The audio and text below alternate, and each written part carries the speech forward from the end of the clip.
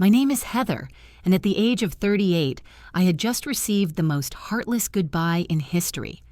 But while Alan was probably enjoying his grand departure, confident that I was sitting in tears cursing his betrayal, I calmly locked the doors of my boutique as I did every night without trembling in my heart. No pain in my arms, no chest pain, no regrets about the years I spent with a man who once seemed like a reliable life partner to me. And before we continue, write in the comments from which country and from which city you are watching this video. We are very interested to know from which corner of the planet our video is being watched. Enjoy watching. The signs were too obvious to ignore, and if he thought I'd been living in sweet ignorance until the last moment, it meant he knew me a lot worse than I'd ever imagined.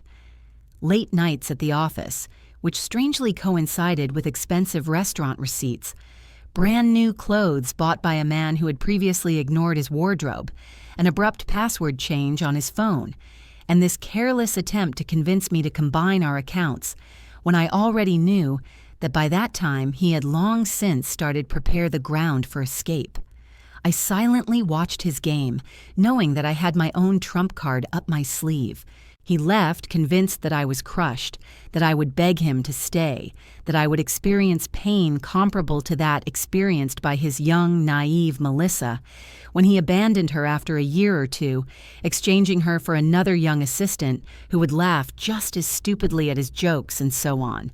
I'm devoutly hanging on his every word. I did not reply to his message, in which he officially informed me that he was leaving with Melissa, that he would send things to pick up later, that he was sorry. But that was how it happened. I just picked up the phone, dialed the number of my lawyer, whom I had been consulting for several months when I first suspected something was wrong, and calmly, without unnecessary emotion, said, "The time has come." Did he just make his move? Her voice was businesslike, crisp, without a trace of sympathy or surprise. "Yes, the documents are ready. Do you want me to sue them in Miami? Don't rush. Let him think he's won." I smiled a little, imagining how he arrogantly enjoys the illusion of his impunity. I dropped the phone on the table and sat down, slowly looking at the space around me. This house, which has always been mine, despite his numerous attempts to convince me to add his name to the documents, despite the years he spent here, thinking that he had at least some right to it. My intuition has never failed me, and today I was grateful to myself for not giving in. My gaze fell on an old wedding album, which I once kept so carefully, but now leafed through with amazing indifference. Alan in the photos was completely different, not the pathetic man who was stuck in his midlife crisis, desperately clinging to youth, with the help of two tight shirts and ridiculous phrases that he had picked up from his 20-year-old subordinates. At the time, he seemed mature, reliable, and even noble to me. But as it turned out, it was all just a beautiful illusion. My phone vibrated again. One more message. "I know it's hard for you. You're not getting any younger, but at least you have your little shop to keep you busy." I chuckled a little, surprised at how low he had fallen, trying to hurt me with words that should have made me feel like a loser. My little shop is a successful boutique that I built from scratch, which generated more income than his mediocre job as a middle-level manager, which he once offered to sell to me because, in his opinion, I already spent too much time on it. What a pity that he had no idea that I had started preparing for his departure long before he made the final decision. I opened the folder with the documents in which I kept all the evidence of his lies. Screenshots of messages, bank statements, checks confirming his infidelities. Every time he thought I'd been tricked, he only trapped himself more. Another message. "I've been planning this for months. Melissa understands me in a way you never could. You're going to be fine. Maybe you'll find someone to match yourself." I calmly took a screenshot, adding it to the evidence I had already collected. Let him continue to dig himself a hole. Let him enjoy his imaginary triumph. Let him consider himself a winner. My lawyer will be glad of his indiscretion. The last message caught my attention. "By the way, I'm using a shared card to book our flights and hotel. Consider this my parting gift. LOL. Perfect." I calmly picked up my phone, scrolled through my contact list, and clicked on the number I needed. The polite, practiced voice on the other end of the line answered almost instantly. The credit company, Medeli. How can I help? Good evening, Mrs. Harrison. I need to report fraudulent payments and cancel the card immediately. Of course, ma'am. Can you identify the payments? 2 first-class tickets to Miami booked today, the cost of accommodation at the Royal Palm Hotel, and I also need to remove my husband from the list of authorized users. Do you have any documents confirming the fraud? I smiled as I opened Alan's messages. I have text messages from my husband in which he explicitly admits that he used our joint card to pay for a trip with a girl after emptying our shared bank account. I will be happy to forward them to you. The professional tone of the representative could not hide the note of satisfaction when she confirmed the cancellation of payments. Thank you, Mrs. Harrison. You're welcome, ma'am.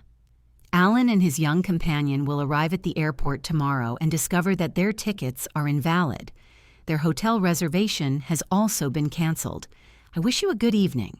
I turned off the phone and stretched, feeling a pleasant lightness in my shoulders. It was more than just revenge. It was the restoration of justice. After a few minutes, the phone screen lit up again. Don't worry about the house. I'll let you stay there until you find something smaller. I actually laughed out loud. Did he really think he had any rights to my grandmother's house? Did his ego grow so big that he forgot whose name was on the documents? The next call came 5 minutes later. I know that the store means a lot to you. We can negotiate a fair payment for your half. My half? My business, which I built myself, financed myself, while he complained about my long working hours and called it my hobby?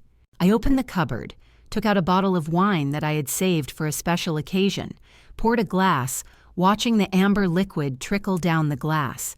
This moment was qualified. Tomorrow, Alan will learn the harsh truth about property rights and separate assets. But tonight I enjoyed the silence. The morning brought a flurry of increasingly angry messages from Alan. What the hell did you do with our credit card? The airline won't accept our tickets. The hotel canceled our reservation. Answer me. I turned off my phone, finished my coffee, and went to the boutique. Today is Friday, the busiest day, and I had enough to do not to waste time on his tantrum. Around noon, the phone rang. His mother's name appeared on the screen. Heather, dear, Alan told us everything. I turned on the speakerphone, arranging a new batch of bags in the window. Really? He said that you controlled him, that you drove him away, that you're vindictive, and now you're causing problems with his trips. I chuckled. Did he mention that he had drained our joint account? That I paid for tickets for myself and my girlfriend with our joint card? Silence. He said that you left him no choice, that you were cold and distant. I frowned. Barbara, I have his messages. Do you want me to read them to you? The one where he brags that he took all the money? Or the one where he makes fun of my age? Silence again. He did sound a little cruel. I told him that this message was inappropriate. I appreciate the call, Barbara. I've always liked you. But I think we'd better end this conversation. My lawyer advised me to minimize contact with his family during the proceedings. By the end of the day, news about Alan had spread among mutual acquaintances. His sister Amanda, who has always been the queen of family gossip, told friends that Alan and Melissa were stuck in a budget motel near the airport. Their dreams of a luxurious Miami were temporarily dashed. He tried to use his personal credit cards, but as it turned out, they had been exhausted several months ago. Another alarming signal is that my lawyer called with an update. An emergency hearing is scheduled for Monday, she said, sounding confident and even a little enthusiastic. Given his admission of emptying the joint account and the documented credit card fraud, we have every reason to freeze all remaining assets. Has he received the notification yet? Not yet, but it will be received in the next few hours. We sent the documents to a new address, at the motel. I chuckled. Speaking of which, she continued, his girlfriend's social media accounts provide us with excellent evidence. She's been posting about their adventure all day, including some pretty glowing comments about you. I smiled, remembering my own carefully compiled documentation. The annual amount of suspicious expenses, hotel receipts, payments for flowers and jewelry that never reached me, screenshots of his messages where he smugly told me how he got rid of me, as if I were an old sofa and not a wife, who had endured his selfishness for years. He was so focused on his great escape that he didn't even realize that I was carefully watching and recording his every mistake. My phone vibrated again. You think you're so smart, but I've made copies of all the financial statements of the boutique. Half of this business is mine. I exhaled slowly, forwarded this message to my lawyer, and added it to the growing file of Alan's careless statements. Let him learn the hard way what separate assets are and what it means to own a business registered exclusively in my name. Sometimes the best revenge is just good preparation. The emergency hearing on Monday was all I could have hoped for. Alan showed up at the courthouse in his new youth wardrobe. Skinny designer jeans not designed for his age, a blazer that screamed of a midlife crisis, and a grin that hid nervous anticipation. Melissa was waiting outside the courthouse, her youth even more painfully obvious under the bright lights. She fiddled with her purse nervously, keeping her eyes on the phone screen. Apparently, Alan hadn't informed her about the details of today's proceedings. My lawyer methodically presented the evidence. Your Honor, this is a happy message from Mr. Harrison, in which he admits to deliberately emptying the joint account. We also provided proof of credit card fraud, a documented history of hidden expenses, and details of suspicious transactions that continued over the past year. All the materials were carefully collected during the observation process. Alan's lawyer tried to object. My client admits that he made some rash decisions, but Mrs. Harrison's actions were frankly vindictive and calculated. My lawyer didn't even blink. Calculating? Do you mean prudent? My client was protecting her assets, which were out of marital possession from the very beginning. She kept detailed records of her husband's suspicious behavior. This is not vindictiveness, it's common sense. The judge opened the documents and slowly flipped through them. Mr. Harrison, he said to Alan, looking up, you admit in a text message that you deliberately emptied a joint account and used shared credit cards to finance a trip with your girlfriend. Do you deny it? Alan shifted uncomfortably. I was just trying to get away from her. By committing financial fraud? The judge raised an eyebrow. And now you are claiming the property, which, as the documentation shows, was separated from the marital assets from the very beginning. Alan's lawyer cleared his throat nervously. The business grew during their marriage. My client is entitled to a portion of it. My lawyer wouldn't even let him finish. The boutique was founded before the marriage. And throughout the years of their marriage, Mrs. Harrison ensured a strict separation of business and personal finances. We have complete documentation confirming that Mr. Harrison was never involved in this business, did not invest in it, and did not participate in its management. I watched Alan's face carefully. For the first time, he looked confused. It was slowly but surely beginning to sink in. He thought it would be easy to empty the accounts, run away with a new love, and then maybe get half of my business in a divorce. He never bothered to understand why I had been so careful to keep my finances separate all these years.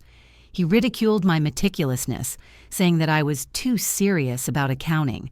Now it's ruined him. The judge put down the papers. The court finds sufficient evidence of financial irregularities. In this regard, all joint assets are frozen until the final dissolution of the marriage. Alan inhaled sharply, as if he had just realized the scale of the disaster. Is this some kind of mistake? Yourself, confident disregard for the legal consequences of your actions was a mistake, the judge replied calmly. The hearing is over. Mr. Harrison is ordered to return all funds withdrawn from the joint accounts within 24 hours. But this money, of course, has already disappeared. We spent it, Alan exclaimed, clearly trying to make himself look like a victim of circumstances, as if the money had just evaporated, and he had not been happy to spend it on tickets, expensive hotels, and probably countless cocktails that he treated his young companion to. We can't just return them. The judge looked at him with undisguised skepticism. Mr. Harrison, the court is very wary of using joint credit cards to finance your adventures with your mistress, he remarked dryly before declaring the meeting closed. I got up, buttoned my jacket, and left the room, ignoring the muffled voices behind me. Somewhere in the background, I could hear Melissa quietly asking Alan what would happen to their trip to Miami now. His answer was lost in the sound of my heels tapping confidently on the marble floor as I walked to the exit, heading back to the business he had never understood or respected. The next few weeks brought a series of increasingly desperate moves on Alan's part. At first, he claimed that the idea of opening a boutique belonged to him, that he inspired me to start this business, that he had once supported me. Then he remembered that he had allegedly invested money in it at the very beginning. Then he started calling himself my business partner, claiming that all this time he had played an important role in the management of the store. His statements were shattered by my careful notes. Every investment in the business is documented, my lawyer explained calmly, barely able to contain his satisfaction with what was happening.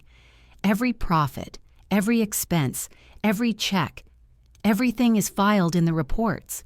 There is no evidence that your husband was ever involved in the financing of the boutique. Alan was getting desperate. My lawyer noticed that his girlfriend was now posting on social media that they were living in her studio apartment. Obviously, living on an administrator's salary is not exactly the glamorous journey that Alan imagined.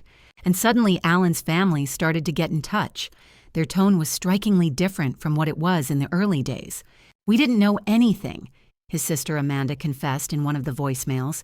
"He told us that you were cold, that you were in control, that he needed to escape." But then we saw his messages. How he bragged about taking your money. "This is not the brother I knew." His mother called again, this time in tears. "What did he say about your age? About replacing you with someone younger? I raised him better. I thought that's what I did." I transferred their calls to voicemail. Their support might have meant something a few weeks ago, but now it seemed like fleeing from a sinking ship. Meanwhile, my boutique was thriving. Ironically, the local gossip surrounding my divorce has brought me a wave of new clients. Women came to the store specifically to express their support and left, often buying much more than they had planned. My ex tried the same thing, one of the customers confessed, trying on a designer handbag. "I thought he would take everything away with the divorce. Such men never expect us to be smarter than them." I nodded, knowing exactly what she was talking about. My phone was still vibrating from time to time with messages from Alan. His tone fluctuated between rage and attempts at manipulation. "You've ruined everything. I never meant to hurt you. You'll regret being so vindictive. Can we come to some kind of agreement? This business would be nothing without my support." I didn't answer. I just forwarded every message to my lawyer, allowing Alan to continue digging the hole he had driven himself into. And from conversations with mutual acquaintances, I heard that Melissa was starting to change her mind. Obviously, sharing a tiny studio apartment with a middle-aged man who couldn't even afford to rent his own home turned out to be not the romantic adventure it seemed to her at first. The age difference, which had once been fascinating during secret meetings at the hotel, was now perceived differently in the harsh light of reality. Yesterday, she wrote on social media about a toxic relationship and lessons learned. This morning, her in a relationship status disappeared. I almost felt sorry for Alan. Almost. But then I remembered his casual ha-ha when he told me that he had emptied our account. I remembered his messages full of contempt and self-satisfaction. I remembered how he decided without a shadow of a doubt that I would remain helpless, lost, crushed without him, as he had no doubt that I would give up, that I had nowhere else to go, that I couldn't handle it alone. I remembered how he made fun of my age, how he believed that replacing me with someone younger was not just his right, but a logical development of events. And instead of feeling pity, I felt something completely different. Pride. For my foresight, for not allowing emotions to overshadow common sense, for my ability to protect myself while he continued to underestimate me. The last divorce hearing painted a very different picture than Alan had imagined.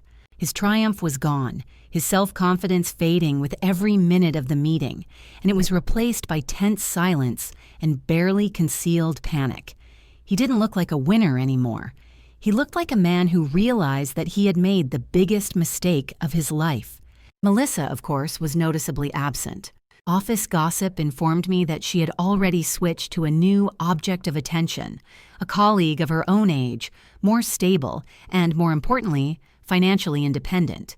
Alan appeared in the courtroom in his old clothes. The designer wardrobe, which he so proudly displayed, had apparently been sold or returned in an attempt to cover at least some of the debts. His lawyer looked tired, as if he'd spent the last few weeks desperately trying to find loopholes in my impeccably documented financial history. "Your Honor," he began in a last attempt to bargain, "despite the separate documentation of the property, my client contributed to the development of his wife's business through moral support." My lawyer didn't even let him finish. Moral support. "What is it?" he asked, raising an eyebrow. "You mean this?" He spread out several printed screenshots in front of the judge. Mr. Harrison's messages disparaging Mrs. Harrison's business as her little shop? Or maybe this? He pushed aside a stack of papers, revealing another document. His posts on social media where he calls the boutique her hobby that distracts her from real life? The judge flipped through the papers and slowly put them aside. "I think I've seen enough." The final settlement fully reflected my careful planning. I've kept my house. She kept her business. She kept all her separate assets. Alan received his personal belongings and a car that cost less than he owed for it. As we were leaving the courtroom, he stopped next to me, his face distorted with anger and impotent resentment. "You destroyed me," he hissed. "I'll have to go back to live with my parents." I looked at him, lingering on his face a little longer than I should have, and smiling, calmly replied, "No, Alan, you destroyed yourself. I just made sure that you didn't destroy me." His mother was waiting outside, ready to take him home, his new home. At 45, he returned to his childhood bedroom while I continued to build a successful business, which he always underestimated. He turned to me with a final accusation. "You planned all this. You knew this would happen." I shook my head. "No, Alan, I was just paying attention. And unlike you, I understood the value of keeping good records." Wearily, his mother stepped between us, her fingers clenched on his sleeve. "That's enough, Alan. You've already embarrassed yourself enough." When they left, I could hear her scolding him. "Honestly, what were you thinking about? A 20-year-old guy emptying bank accounts, sending these terrible messages." I watched them disappear into the parking lot and felt nothing but relief. Alan thought he had put an end to our story with his cruel parting gift. But really, he just set my carefully thought-out plans in motion. My phone vibrated, but this time it wasn't messages from Alan. These were notifications about new orders on my boutique's website. Life was moving forward, just not in the direction he imagined. It's been 6 months since the divorce was finalized. My boutique expanded. Now I had a second location in the city center, in a better area with even more traffic. I couldn't help but notice the irony of what was happening. While Alan was struggling to rebuild his life, the little shop that he always called so disparagingly was thriving. I hired 3 new employees, launched an online store that was rapidly gaining momentum across the country, and watched, not without satisfaction, as my business reached a new level, while news about Alan's situation continued to filter through to me through mutual acquaintances as a reminder of how much can change. Life, if you make the right decisions in time. He tried to create a profile in dating apps, but quickly discovered that women his age were not eager to date a middle-aged man living in his parents' house, and young girls, having learned about his story from office gossip, preferred to stay away from him. Melissa, apparently, did not just leave, but warned all her friends about who they might encounter, shared screenshots of his desperate attempts to bring her back, complaints, reproaches, insults, and then threats in chat rooms when he realized that he would not be able to convince her to change her mind. His career suffered too. After complaining to the HR department about his relationship with a subordinate, an official investigation began, which ended with a disciplinary reprimand, and the promotion he had been waiting for so long went to another person, someone who had no history of inappropriate relationships with the reception staff. He tried to claim age discrimination. "They're just punishing him for dating someone younger," his sister Amanda told me during an unexpected visit to the boutique, absently sorting through the silk scarves on the counter. "And what did they say to him?" I asked, even though I had already guessed the sequel. "The HR department just added this complaint to his file." She grinned, shook her head, and picked up an elegant bag, clearly more to occupy her fingers than out of real interest. I was surprised to see her in my store, but her presence spoke volumes about how thoroughly Alan had alienated even the people closest to him. "I know we didn't support you at first," she confessed, running her fingers over the soft fabric of her scarf. "He played the role of the victim so well, he was so convincing. But then we saw how he dealt with everything that happened after, how he behaved. I am ashamed that we once believed him." I didn't say anything, just nodded, because no words would have mattered at that moment. My lawyer kept me informed of Alan's further attempts to challenge the divorce agreement. Each petition was rejected. His claim for an unfair asset allocation was dismissed based on evidence of his own actions. He was actually trying to claim that his account emptying message was just a joke, the lawyer told me, barely able to contain her laughter. The judge asked him, "Does ha-ha make stealing less illegal?" I smiled, imagining the look on Alan's face at that moment. The boutique's success brought unexpected bonuses. Local business magazines wanted to publish my story, but not as the story of a despised wife, but as a story about a woman who managed not only to protect her interests, but also to take her business to a new level. Young entrepreneurs began to seek advice. How to properly separate business and personal finances, one girl asked me, reminding me of Melissa, but unlike her, with a greedy gleam in her eyes that betrayed that she wanted to learn and understand, and not just follow someone. "The best defense is preparation," I replied, smiling a little, "and always trust your intuition." Alan's mother called from time to time, usually after he made another mistake that made his situation worse. He tried gambling online, hoping for a quick solution to his financial problems. He got involved in a pyramid scheme that promised instant profits. Every attempt to return to his old way of life only drove him deeper into trouble. "I do not know where we went wrong," his mother sighed during one of these calls. His father and I offered to help him get back on his feet if he would just take responsibility for his actions. But he still blames everyone else. You, Melissa, your company, the judge. I listened politely but kept my distance. Their family drama was no longer my problem. My life was moving forward, filled with plans for a third boutique, negotiations to expand into the luxury accessories segment, new opportunities, new challenges, new horizons that opened up before me now that I was no longer wasting my energy on someone who was dragging me down. The only reminder of Alan's influence on my life was the frame hanging in my office. It contained a screenshot of his last message, sent before I blocked his number. "Have fun with your little shop. At least he'll keep you busy in your old age." Under this screenshot was my latest business award. Proof that sometimes the best revenge is just to succeed on your own terms. A year after the divorce, I held the grand opening of my third boutique, a stylish, thoughtful event that attracted not only long-time customers, but also the attention of local media, who now wanted to tell the story not about an unhappy marriage and betrayal, but about a woman who turned her business into a thriving chain of stores, about a businesswoman which expanded its brand, about a man who not only managed to protect himself, but also used the experience as fuel for his growth. Alan's betrayal was now just a footnote in my success story, one of the episodes that in retrospect seemed not a tragedy, but a catalyst for change, an impetus for me to stand up even more firmly on my feet and see what I was really capable of. During the event, I was talking with potential partners, discussing plans for further development with investors, and listening to live customer reviews when I noticed a figure out of the corner of my eye that I never expected to see here. Melissa. She looked younger than I remembered her, or maybe I just felt a lot stronger than the last time I saw her. She stood hesitantly at the entrance, clutching her purse in her hands as if it were a shield protecting her from possible condemnation. I didn't take a step towards her. It was her choice to come here, and I wasn't going to make it easier for her. She stepped forward, stopped next to me, barely meeting my gaze, and finally said softly, "I owe you an apology." I was silent, waiting for him to continue. I believed everything he told me, about how you were cold and controlled, how you didn't support his dreams. I thought he was unhappy, that you were suppressing him.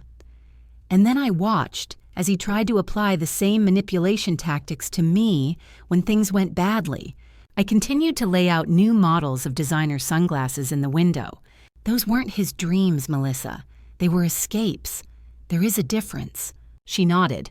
I know that now. She thought for a moment, as if deciding to say something else, and then added, he tried to move in with me when you froze the accounts. I thought my studio apartment was a temporary option. After 2 weeks of him complaining about the size of my closet and offering me a loan for a bigger apartment, I realized what you meant when you talked about the difference between dreams and escapes. I actually laughed. Let me guess. He had big plans, but there was no way to finance them? Will everything definitely work out as soon as his investment pays off? As soon as he gets this promotion? As soon as his cryptocurrency certainly rises in value? She sighed, shaking her head. That's right. And where is he now? I don't know. She shrugged. And I don't want to know. She paused as if gathering her courage and added, I'm dating someone my age now. We have student loans and a small apartment. But at least we're building something real. I nodded. When she left, my assistant manager leaned over to me and whispered, Is that the girl? I shook my head. No. She's just another woman who has learned the same lesson as me. Speaking of lessons, I motioned to a young couple looking at our designer bags and addressed them. Let's talk about your idea of expanding our line of accessories. The boutique stopped being just a business for me a long time ago. Now it was a symbol of independence, resilience, strength, and preparation. Young entrepreneurs often turn to me for advice, and I always emphasized one thing. It is important not only to develop a business, it's important to protect him. Alan's mother called for the last time, but not to justify him or to plead for him. I just wanted to thank you, she said. I was surprised. For what? You have taught our family an important lesson about how we condoned bad behavior, about how the cruelty was justified. She paused before adding, Alan still lives at home. He still blames everyone else for his problems. You, Melissa, your company, the judge. But we're not protecting him anymore. She sighed. This is your legacy in our family. You've shown us the difference between supporting someone and blindly indulging their weaknesses. I listened, but I didn't say anything. I no longer needed a confession or a belated apology. I was thinking about this legacy when I was reviewing plans to open a 4th boutique. Alan had once intended to humiliate me, trade me for a younger woman, take half of everything I'd built. Instead, he unknowingly pushed me to become even stronger, even more successful. My phone vibrated, a message from my lawyer. Alan has filed another motion to review the settlement agreement. The judge immediately dismissed it and ordered him to pay the court costs. I thought you'd like this. I smiled, imagining him in his childhood bedroom, still trying to rewrite the ending that was predetermined at the very moment when he underestimated me. Sometimes the best revenge is not to settle scores. It's about getting better. 2 years after Alan's brutal text message, I stood on stage in front of hundreds of women gathered at the annual conference for businesswomen. The topic of my speech was not about divorce or betrayal. These were no longer the defining themes of my story. I talked about building and protecting a successful business, about foresight, about how important it is to know the value of your work and never allow someone to devalue your achievements. My story turned from a cautionary tale about a failed marriage into a story of inspiration, about a woman who not only managed to survive, but also turned her life into something much bigger than she had ever imagined before. During the Q&A session, one of the participants raised her hand. How did you separate business and personal finances? What is it? She asked. My husband says that I'm paranoid, that marriage is about trust, about shared dreams, about sharing everything. I smiled, cocking my head a little to one side, and letting a moment's pause hang in the air, I replied, My ex-husband said the same thing, right up to the moment when he tried to claim half of my business during the divorce. There was a slight murmur of approval from the audience. Trust your instincts. Protection is not paranoia, but a reasonable precaution. I knew what I was talking about. My boutique network has grown to 5 outlets, each of which has proved more successful than the previous one, and the small store that Alan once despised has now become a workplace for 30 people. They wrote about him in national business magazines, invited him to conferences, and did case studies for young entrepreneurs. And Alan? Through mutual acquaintances, I heard that he had finally moved away from his parents, but not to the spacious house with a swimming pool he dreamed of, but to a tiny apartment above the garage. He had to take a low-paying job after his former company restructured and eliminated his position. His profile on dating sites still stated that he was young at heart, although the photo he used was clearly taken about 10 years ago. Melissa, ironically, became a regular customer at my first boutique. One day, while choosing a bag, she told me, "You inspired me." I raised an eyebrow and she smiled. "You have shown that a woman can build something lasting instead of giving in to empty promises." Now she has earned a degree in business and has founded her own consulting company. I just nodded. We were both victims of the same illusion at one time, but unlike Alan, we learned from it. The violent text message he sent me 2 years ago was still framed in my office, not as a reminder of the pain, and as proof of how low he has sunk and how high I have risen. It hung there as a symbol that success is the best revenge. On the day of the celebration of the 5th anniversary of my first boutique, I stood in a hall filled with employees, customers, and friends, and realized how far I had come from the moment when this business was just one small point of sale. It was now the flagship store of a thriving business empire. When the crowd thinned out a bit, a woman I hadn't expected to see approached me. Alan's mother. She didn't get an invitation, but she came anyway. I calmly waited for her to tell me why she was here. She ran her hand along the hem of her designer dress, one of the ones that were sold in my store. "I saw Alan yesterday," she said casually, but there was more to her voice. I didn't answer. "He's still talking about his glory days, about the life I could have had." She looked at me carefully, with some new understanding in her eyes. "He still doesn't understand that he didn't lose everything in the divorce. He threw it away." I didn't say anything. I was just thinking about the very message that started it all, about his careless cruelty, about his confidence that I would fall apart without him, about how he expected me to beg him to stay, that I would break down to prove to him that his beliefs were right. Instead, I built something much stronger than before. Every new boutique opening, every new contract, every victory.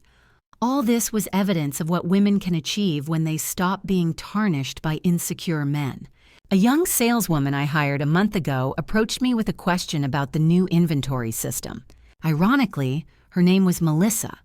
While I was explaining the process to her, I caught a glimpse of my reflection in a store window. And then I finally realized what Alan couldn't see 5 years ago. This was not a woman who was getting old.